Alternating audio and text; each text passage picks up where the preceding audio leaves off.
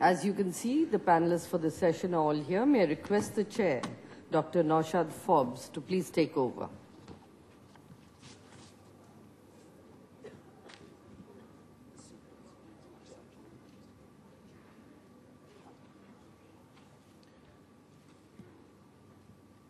Good afternoon, ladies and gentlemen, and welcome to this session on managing business in adversity. And listening to what it takes to organize an election, it seems that we have a relatively more straightforward job to do in business. It's a great pleasure to have a very diverse group of industrialists with us.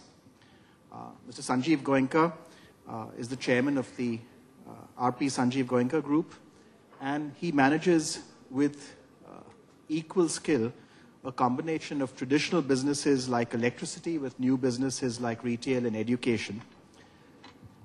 Mr. Narendran, the managing director of Tata Steel, has just taken over the core business of a huge conglomerate, and I think he, more than anyone else, is probably fully cognizant of what it takes to manage a global scale business in a downturn.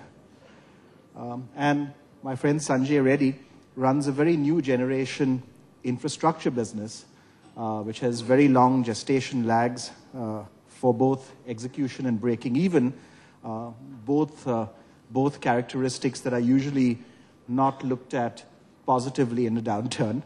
And he's just inaugurated T2 in Bombay, which has finally removed the envy that I always felt when I came to Delhi. So thank you, Sanjay. Now, if you look around at the company results that we've seen coming out throughout the last 3 years, you look at the results, and the results to some extent are a contrast with the economic reporting that we see in the papers. In that the economic reporting consistently over the last 3 years has been all doom and gloom. If you look at the actual results of companies, in many cases, while sales have tended to stagnate, profitability has actually done significantly better than one would expect. And if you look broadly across the Indian corporate sector, profitability ratios are still decent. They're not that bad. That says that companies are doing, in most cases, the right thing, are managing the process in a skillful way. So I have one question to kick things off. And the question is really matching and balancing the needs of the short term with the needs of the long term. The short term story is one of flat industrial growth, zero or negative manufacturing growth in the last year or two, and a falling growth rate, as we all know and experience. And so managing that downturn in the short run. And against that, we have our own confidence and faith in the long-term India story. And if we have this faith in the long-term India story, then it says you should be investing for the long term, you should be investing for the future, you should be building new capacity, because that long-term story is going to come right. So the question that I have is, how do you balance those two very conflicting drives? You have the short-term issues of what's happening with demand this month and this year, with the long-term confidence and faith that we always talk about when we go out. How do you get that balance right? And if you could talk about how you've got that balance right in your own companies, that I think would be very powerful. Thank you. I'll turn things over to Sanjiv first. You know, we always say in CI that you must start with past precedents. So we'll start with Sanjiv. So.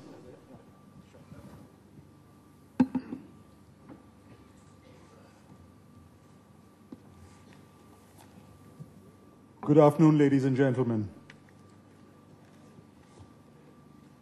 Thank you so much for this invite, and thank you so much for having me here. Growth in adversity. I think that's pretty much sums up the story of the last few years of corporate life. Adversity. a sagging economy, inflation, thereby rising costs, inconsistent policy making,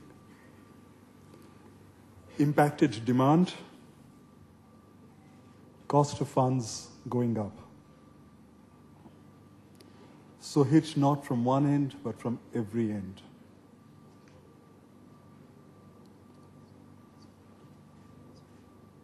My company is involved with power.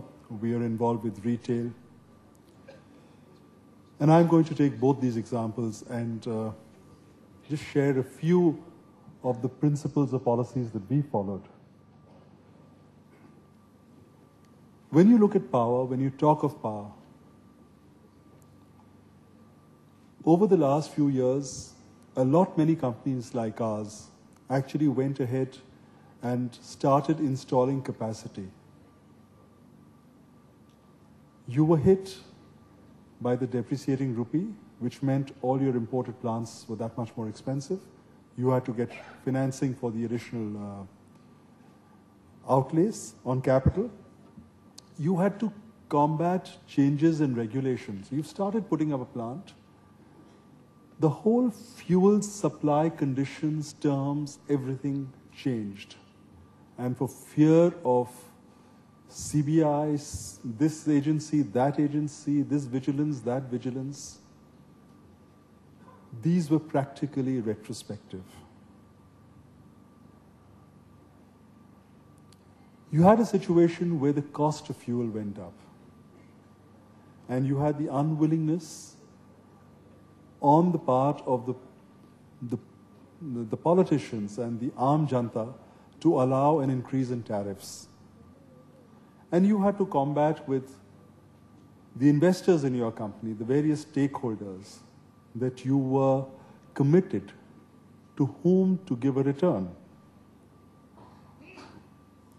As far as we are concerned, we focused very strongly on operations, on efficiencies, on costs. We were able to reduce our costs by close to 500 crores a year, which actually helped us. For a period of 4 years, we did not have a single penny's tariff increase. And I think in that period of 4 years, we actually strengthened up the distribution supply of power, and we improved the quality of power, and we reduced, in fact, almost eliminated power cuts. So you had, by the end of 4 years, you had a happy customer, and when you needed to raise tariffs, he was far more amenable to the cause of the increase than before. And that helped maintain the profitability of the company. As far as retail is concerned, you've had a downturn, but despite that, I don't know how many of you are familiar that retail is really measured on revenue per square foot. 4 years ago, our revenues per square foot were roughly about 650 rupees. We are closing this year at 1,320 rupees.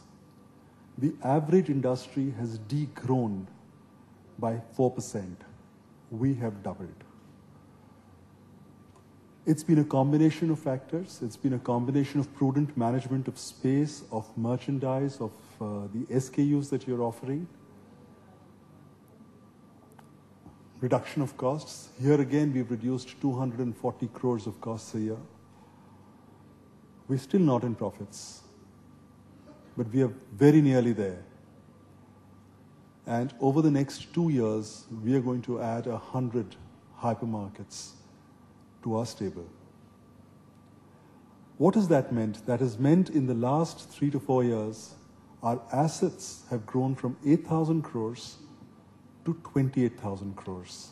Our revenues have grown from 6,000 to 14,500. And our profits have grown from 280 crores to 920 crores. It goes to show that if you focus on the long term, not forgetting the short term, focus on costs, focus on operations, focus on efficiencies, despite everything else that's not going right, you can still grow and grow profitably. Thank you very much. Thank you. Thank you, Sanjiv. Mr. Narendran.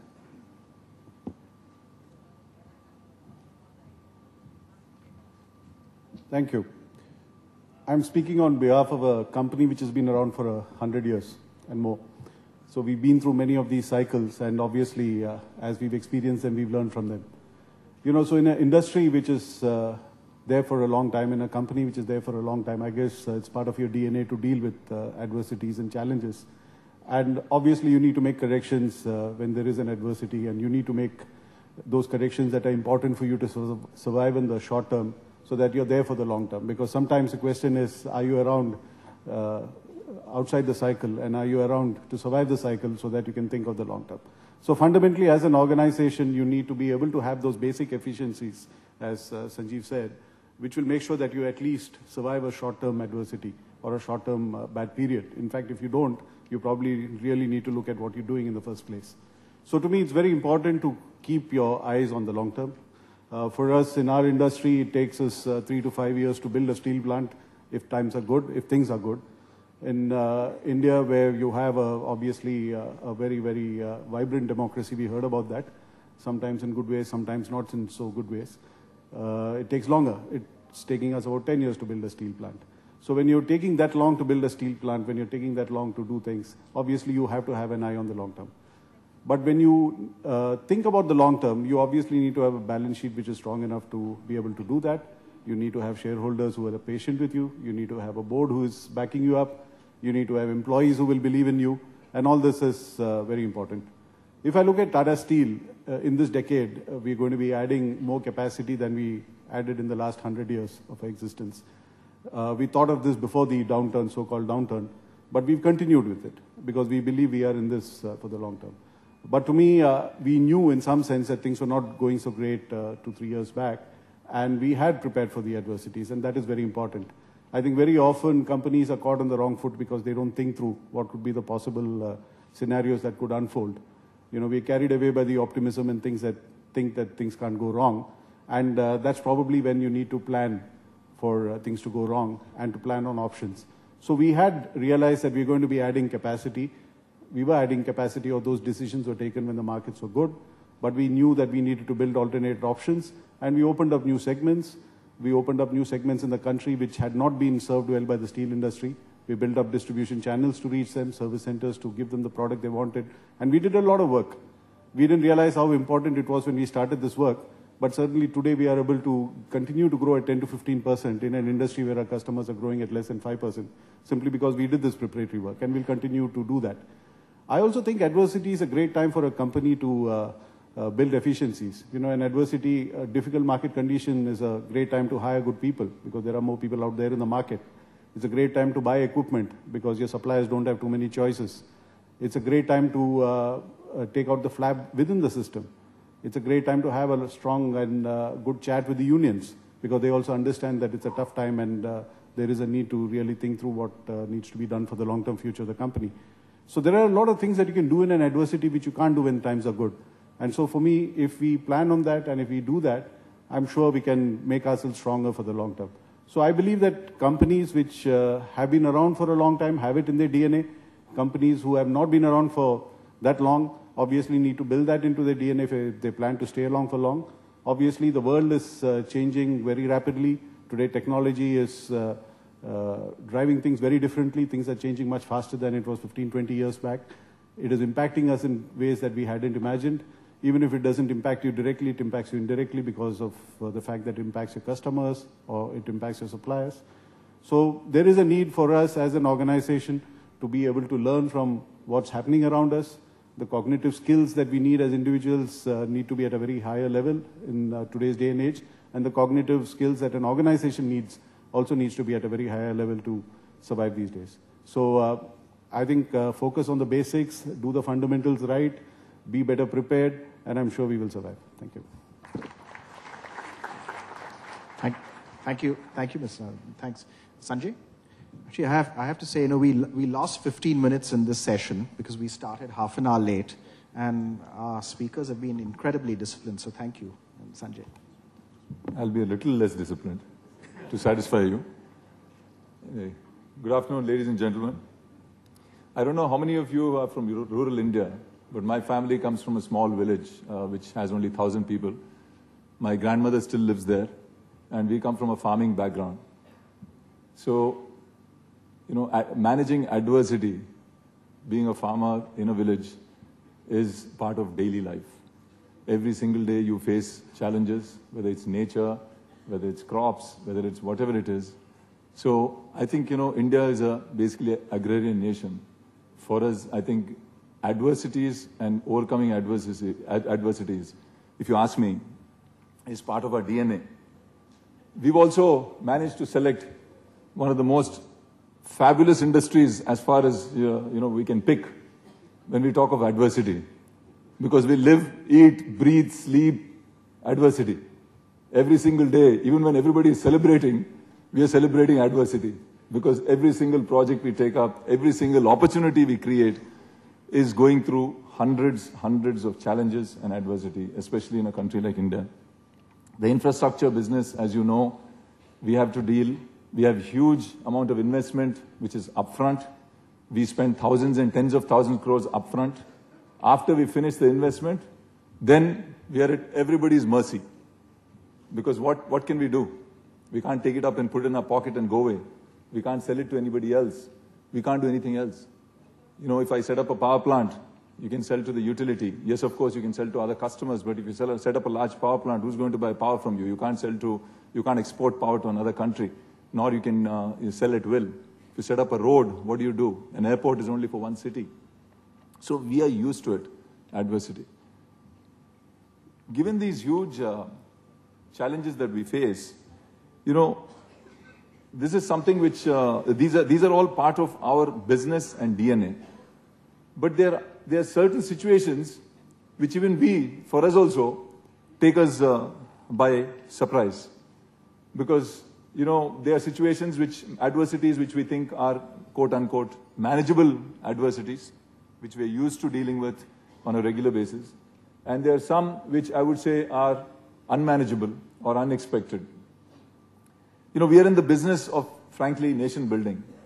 And, that's the way we look at it. And that's why the kind of energy, the kind of challenge that we take and the inspiration that we get and the excitement we get about taking up all these challenges is primarily because we see that at the end of the day, whatever we do has an impact on the people, on the community, and on the nation. So that keeps us going. But there's some situations which I think even we find it difficult to handle and difficult to face. I'll give you this one example of, I think, Naushad mentioned about the Mumbai airport. Just take a minute to talk about that project, to tell you the kind of adversities that we faced and challenges we faced, notwithstanding the economic and various other adversities in the last few years. When we took up Mumbai airport, it had only 1,400 acres of land, compared to Delhi of 5,200, Hyderabad has 5,500, Bangalore has 4,000, Kuala Lumpur has 30,000 acres, Dallas has 12,000 acres, we have only 1,400 acres. And we are supposed to build as big as an airport, one of the biggest airports in the world. The more important thing is even the 1,400 acres, we didn't have 1 acre of vacant space. We had to build a new airport on top of an operating airport, growing at 15 to 20% a year, and hopefully create something really remarkable. So it was what I would call the mother of all challenges, because pretty much, you had to rebuild everything. I take that example of saying that it was like doing an open heart surgery on a marathon runner in the middle of a marathon. That's what I normally like to explain that project as.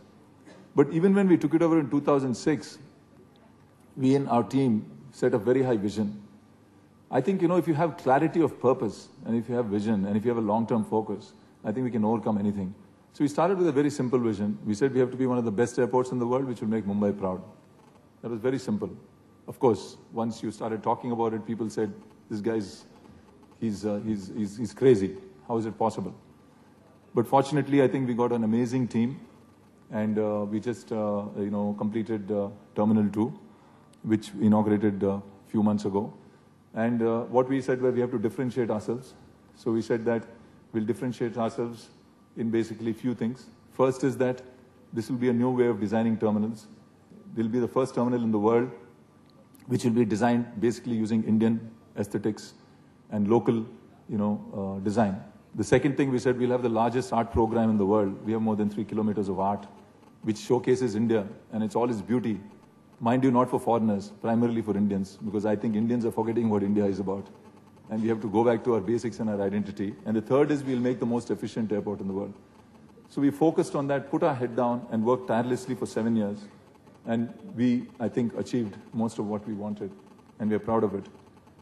So that way, today the situation is different. These are that's an example of a manageable adversity, where even though they looked unmanageable for the outsiders, for people like us, we're used to it. What we cannot manage is absolute uncertainty. We don't know, because we build our business on policy, on contracts, as I think Naushad said, that we invest short term, in the sense all our investment goes in upfront, but our returns are long term, over 20, 30 years. And so therefore, our fundamental foundations are based on contracts. And once we invest, if our contracts are changed at will, if regulations are changed at will, and if what was the rule 3 years ago and good 3 years ago is bad today, and suddenly, instead of people taking the decisions who are supposed to take decisions, if media starts taking decisions, courts starts taking decisions, and everybody starts taking decisions, this is what I would say is unmanageable adversity, because this is not why we got into this business. And it is something I would say, yes, how do we manage it? I think we just managed to keep a cool head and hope this passes sooner than later. Because I can give you an example. We have, people are so sensitive about tariff increases in an airport. We invest 10,000 crores and we're supposed to recover it. That is government policy. That's the basis on which projects were bid. Now suddenly everybody forgets why we bid, and we've invested our money, our loans, invested 10,000 crores, and suddenly we're supposed to get into the business of charity. No tariff. Swallow this 10,000 crores, you do what you want. That's not acceptable. And that's what I'm saying, that there are different kinds of adversities. And the most surprising thing that I found was that for the Bangalore airport, I think, we received objections on tariff from a group of business people who are extremely successful, and the names I won't take, some people can guess, who wrote to us questioning our integrity, our ethics, our morals, our costs, our management. This is what I'm saying, is that, these are things which we find very surprising. I think, these are also things which we are used to. If India has to grow, infrastructure has to be built. And I can tell you today, in the last 10 to 15 years, most of infrastructure is being built by the private sector in India. And unless the government, when there's the next government, whoever it is, really sits down and thinks seriously as to how to give the infrastructure, forget about a push and no favors, nothing. Just give them clarity and a way forward. I think we're going to have a serious challenge. But having said all this, I think, we've had this situation only in the last couple of years. I think, we still, as a company, and I as an individual, believe in the spirit of India, the opportunity of India. Adversity is something which comes and goes, but opportunity is permanent, and that's not going to go anywhere. And I think, we've seen since independence, India, we've faced so many adversities, and last 10 years has been a fantastic time. So suddenly these last 2 years are looking terrible for us. But I can only tell you this, that this is all temporary. And very soon we'll be talking about, how do we manage growth in a great environment, not to go crazy again. The only lesson that I've learned in the last 2-3 years, to be very frank, is that in adversity teaches you innovation. It teaches you how to, manage, as other speakers said, efficiency, bring your costs, make you much more healthy, much more fighting fit. But I think one thing we should not forget, adversity, as I said, is temporary. When adversity is gone and when opportunity again comes in front of us, I think we have to avoid greed. That's the lesson that I've learned in the last 3-4 years, that just like we put our head down now and stick to basics, even when these problems go away, we still continue to stick to basics, and we should not get carried away and get ourselves, I would say, some of the issues that, as a country, as an industry, as whatever you may call it, that we've got into in the last few years are also self-inflicted. So it's a lesson for all of us. And I would say that while one thing we have to be very clear is that India is going to be coming back, India is going to win, And all of us are sitting literally on a gold mine, and the next 10, 20 years is going to be great. That's what I believe in. And we, in the last few years, have been taught much more lessons on how to manage an adversity. I don't want to go into specifics because I'm sure every one of you know about it. I just wanted to give these broad comments. Thank you very much. Thank you, Sanjay. Thanks to all the speakers for sticking to time. So we actually have some time for questions. So if you could, again, limit yourself to a question, please. Yeah. So we'll start at the back there, please. Thanks. I think we have about 5 minutes. Yeah.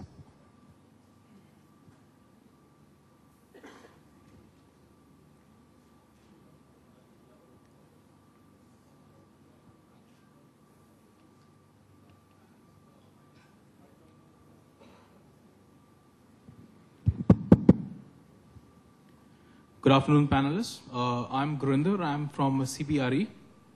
My question is to the whole panel.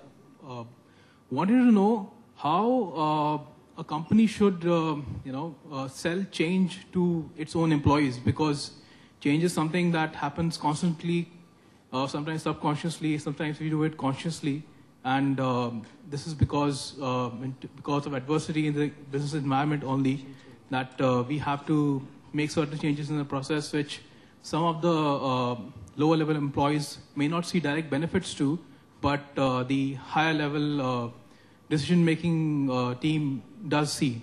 So would want your comments on that, please. Okay. I think what we'll do is that we'll take a few questions and then, yeah, over there. Thanks. I'm not being very helpful if I go from here to that end of the room, but that's okay. Hello, ladies and gentlemen. This is Devashish Panda. I am from Adani Group.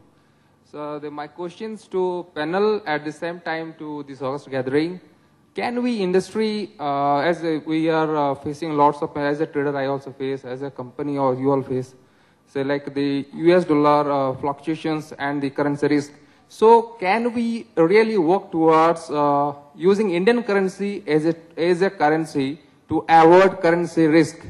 And big guys like Tata, RPG Group and GVK, they all are here. So can you really work out about using Indian currency in trading to avoid currency risk?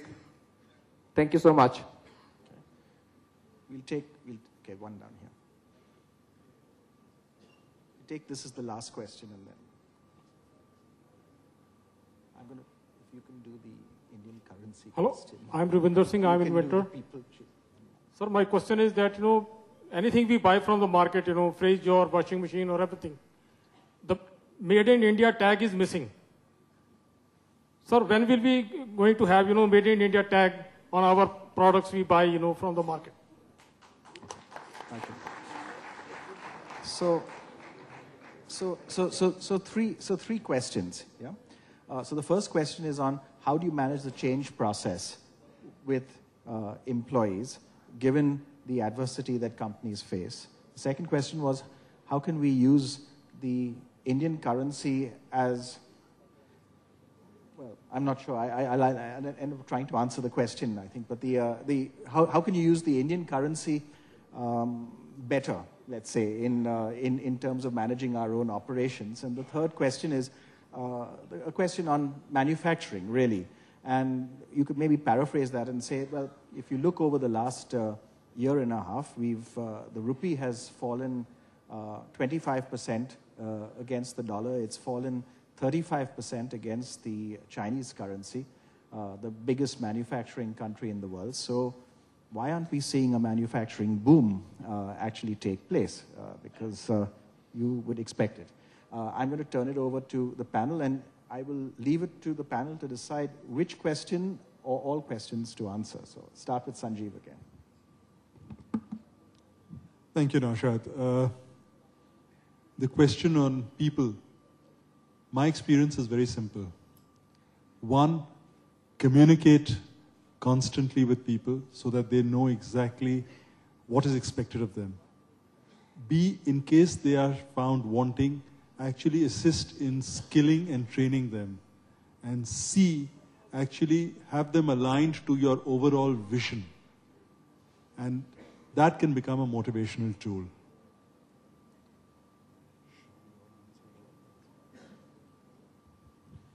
just to add to that, you know, a lot depends on the credibility the management enjoys with the people.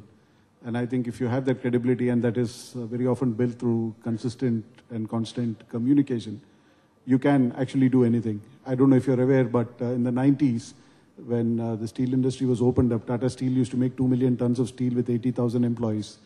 Today, we make 28 million tons of steel globally with 80,000 employees. And the 80,000 employees in India, while we talk a lot about the labor issues, and that is certainly an issue, but Tata Steel managed to bring down the workforce from 80,000 to 30,000 today. In fact, over a period of 10 years, it came down by 40,000 without losing a day in industrial strike, because there was a lot of communication and credibility which the management then enjoyed.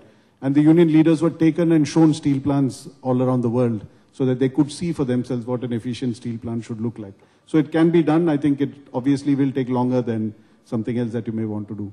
On the exchange, if I can, it's a complicated question, and I don't think we can lay down the rules of the markets. But a couple of things which we obviously try to do. One is we try to match our dollar exposure both for exports and imports, so that in some sense you're hedged otherwise. Of course, you have your treasury to do the hedging, and so that at least you take the risk out of the system and you know the cost that you're bearing. The third thing which we've started doing now, since we buy a significant amount of capital equipment from outside, we insist that many of our suppliers quote in rupees, and they take the exposure. So we say that, and most of them have offices in India, we say you quote in rupees, we want a rupee rate, and that's it. Then they take the risk. But again, it can work the other way. If it moves the other way, the rupee moves against you, and then you can argue that you could have made a lot of money if you had bought it in dollars or in euros or whatever. So I think there's no correct answer for it. Each company has to work out its own. I just want to state that I love this idea of made in India. It is so obvious, but sometimes not really coming across. I think it's something we should certainly propagate, and I would even say that within CII we should try to see if we can take it up with the next government and see that, obviously I think government has to come up with a policy. I presume, I have no idea, I'm not an expert in this, but I think it's a brilliant idea, because we should have the pride of manufacturing and making things in India. Well, thank you very much to our panelists for all of their comments. I got a very clear answer to the question that I asked, actually, from all the three panelists. And there was an amazing consistency in the message. The message was that there's no short-term, long-term dichotomy.